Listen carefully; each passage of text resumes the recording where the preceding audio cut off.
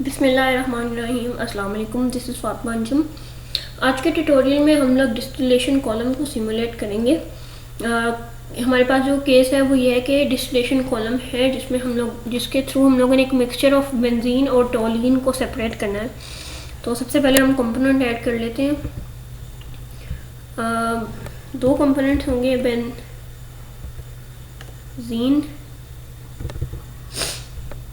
और टोलीन।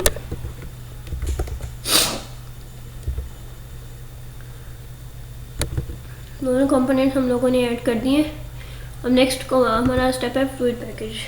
दोनों जो बेंजीन और टोलीन है ये हमारे पास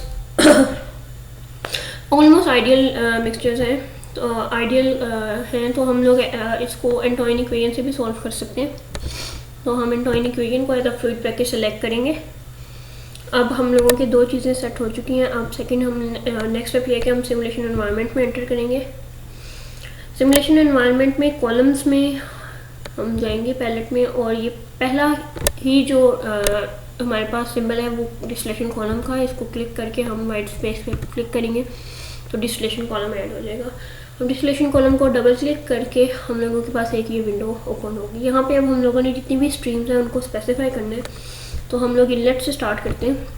यहाँ पे हम फीड कह देते हैं। जो हमारा कंडेंसर है इसको हम टोटल पे रखते हैं ताकि हमारे पास कोई भी वेपर आउटलेट ना आए। और जो हमारा लिक्विड आउटलेट है इसको हम टी लेवल कर देते हैं। और जो रिबॉयलर नीचे बॉटम है उसको हम बी लेवल कर देते हैं। रिबॉयलर की एनर्जी को हम क्यू आर लेवल करते हैं और कंडेंसर की एनर्जी को क्यू सी। अब हम लोग यहाँ से ये भी हमारे पे स्पेसिफाई कर सकते हैं कि हमने किस स्टेज पे फीड देनी है। तो हम लोगों ने 5th स्टेज चूज़ की है और टोटल नंबर ऑफ स्टेजेस हमारे पास 10 है। हम स्टेज की नंबरिंग को टॉप डाउन और बॉटम अप दोनों तरीके से कर सकते हैं। हम लोगों ने टॉप डाउन सेलेक्ट किया, हम इसको बॉटम अप भी कर सकते हैं। आप देख सकते हैं फिर 1 नीचे से स्टार्ट होगा, हम इसको टॉप डाउन ही रहने देते हैं। नेक्स्ट स्टेप करेंगे। अब हम लोग ने ये सिलेक्ट करना है कि हमारा जो रिबॉयलर है उसकी क्या कॉन्फ़िगरेशन होगी। तो उसके लिए हम लोग वंस थ्रू उसकी कॉन्फ़िगरेशन रखेंगे और टाइप उसकी होगी रेगुलर हाइसिस रिबॉयलर। नेक्स्ट स्टेप हमारे पास है, हम लोगों ने कंडेंसर का प्रेशर सेलेक्ट करना है। तो हम अज्यूम करते हैं कि हमारा जो कंडेंसर का प्रेशर है वो एटमॉस्फेरिक है। अगर हर ट्रे पे हमारा जो प्रेशर ड्रॉप है वो 0.7 किलो पास्कल हो से अज्यूम, तो 10 प्लेट्स के हिसाब से हमारा टोटल प्रेशर ड्रॉप कॉलम में 10 किलो पास्कल का आएगा। तो हम लोग अपने रिबॉयलर को उस हिसाब से रिबॉयलर का प्रेशर स्पेसिफाई कर सकते हैं। ये दोनों स्पेसिफाई करने के बाद हम लोग नेक्स्ट करेंगे।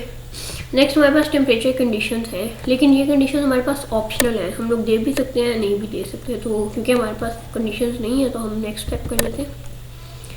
अब हम लोगों ने रिफ्लक्स रेशो और लिक्विड रेट स्पेसिफाई करना है। तो रिफ्लक्स रेशो से 2 कर देते हैं और लिक्विड रेट को हम 40 kilo moles per hour specify कर देते हैं। ये सारी स्पेसिफिकेशंस के बाद हमारी चीज़ें डन हो चुकी हैं। अब हम डन करेंगे और हमारे पास ये विंडो हो जाएगी, ओपन हो जाएगी। अब यहाँ पे देख सकते हैं कि नीचे जो हमारे पास इस टाइप स्टेटस है वो अनकन्वर्ज का है। ये तब तक कन्वर्ज नहीं हो सकता जब तक हम लोग अपनी इनलेट जो हमारी फीड स्ट्रीम है उसकी को फुली स्पेसिफाई ना करें। उसके लिए हम वर्कशीट में जाएंगे और हम अपनी फीड स्ट्रीम को स्पेसिफाई करेंगे और अज्यूम करते हैं कि प्योर लिक्विड है। टेम्परेचर इसका 60 डिग्री। प्रेशर, अब हर स्टेज पे हमारे पास 0.7 किलो पास्कल का प्रेशर ड्रॉप है। तो और 5th स्टेज पे फीड है, तो उस हिसाब से जो हमारी 5th स्टेज का प्रेशर होगा वही हमारा फीड का प्रेशर है, दैट इज़ 106.3 किलो पास्कल। और मोलर फ्लो रेट हम लोग यहाँ पे 100 किलो मोल्स पर आ देते हैं। नेक्स्ट स्टेप ये है कि हम लोगों ने कंपोजिशन स्पेसिफाई करनी है। तो फीड में बेंजीन 0.4 और टोलीन 0.6 ओके हो जाएगा। अब हम देख सकते हैं कि बाकी की सारी कंडीशंस खुद ही कैलकुलेट हो चुकी हैं। अब हम लोगों के पास फुली स्पेसिफाइड है। तो इस डिस्टिलेशन कॉलम को सॉल्व करने के लिए हम लोग रन का बटन दबाएंगे। तो आप देख सकते हैं कि हमारे पास डिस्टिलेट और बॉटम्स की सारी कंडीशंस जो हैं वो आ चुकी हैं, टेम्परेचर की, प्रेशर की, हमारे पास मोलर फ्लोज आ गए हैं। और अगर अब हम कंपोजिशंस देखें तो जो हमारा डिस्टिलेट है उसमें बेंजीन की अमाउंट ज़्यादा है और टॉलिन की कम है, और बॉटम में बेंजीन की कम है, टॉलिन की ज़्यादा है। अब हम लोगों ने ये जो कैलकुलेशंस की हैं, इसमें जो ट्रे एफिशिएंसी है वो 1 है। हम लोग डिज़ाइन में जाएंगे,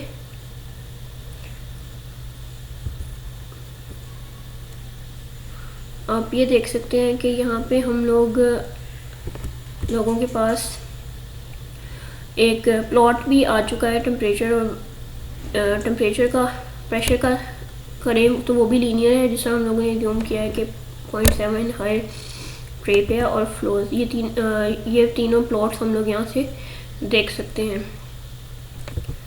उसके बाद हम अब ये कॉलम इन्वायरमेंट में शिफ्ट करते हैं। कॉलम इन्वायरमेंट में आप ये देख सकते हैं कि हर ट्रे के ऊपर हमारे प्रेशर और टेम्परेचर की कंडीशंस कैलकुलेट हो चुकी हैं। मेरी एक लीनियर प्रोफाइल हमारे सामने आ चुकी है। अब हम लोग एफिशिएंसीज में जाते हैं तो आप देख सकते हैं कि 1 एफिशिएंसी है। इस एफिशिएंसी को हम चेंज करके 0.75 कर देते हैं। 0.75 0.75 0.75 0.75 0.75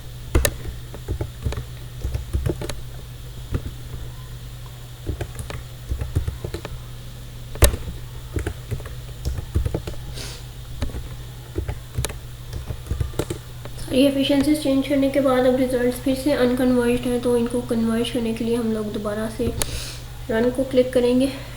और अब हम लोग वर्कशीट में जाते हैं और कंपोजिशंस में देख सकते हैं कि हमारी जो कंपोजिशंस हैं उनमें चेंज आ गया। नाउ जो हमारी जो सेपरेशन है वो as compare to the previous one, वो उसकी जो सेपरेशन है वो कम हुई है, और क्योंकि हमारी एफिशिएंसी कम हो गई है। इसी तरह हम डिफरेंट पैरामीटर्स के साथ प्ले कर सकते हैं। अब हम लोगों ने सेम एफिशिएंसीज पे अगर हम लोगों ने अपनी सेपरेशन को इम्प्रूव करना है, परसेंटेज प्योरिटी को इंक्रीज़ करना है, तो उसका दूसरा तरीका ये है कि हम नंबर ऑफ़ ट्रेज इंक्रीज़ कर दें। तो इसके लिए हम ये करते हैं कि पेरेंट एनवायरनमेंट में जाएंगे और नंबर ऑफ़ ट्रेज को हम 20 कर देते हैं से, और फीड भी हम लोग ऑटोमेटिकली उसने मिडल में कर दिया तो हम 10 पे कर लेते हैं। हम कहीं से भी फीड ऐड कर सकते हैं। और अब इसको दोबारा रन करते हैं तो देखते हैं कि हमारे पास क्या डिफरेंस आया हमारी कंपोजिशन में। अब आप देख सकते हैं कि हमारी जो प्योरिटी है, परसेंटेज प्योरिटी है, वो इंक्रीज़ हो चुकी है। सो ये हमारे पास हम डिफरेंट पैरामीटर्स के साथ प्ले करके जो है हम लोग इस पर एनालिसिस कर सकते हैं। इस तरह हम किसी भी पैरामीटर्स को चेंज कर सकते हैं। हम लोग अपने